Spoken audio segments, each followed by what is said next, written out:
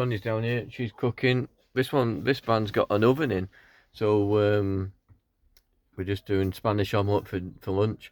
And the beauty of this van, I'll spin round.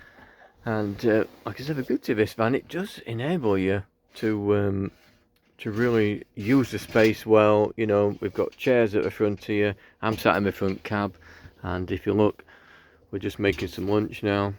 And like I said, this one's got an oven, so we're it really does make cooking much easier. So you can really cook 3 rings on this hob as well.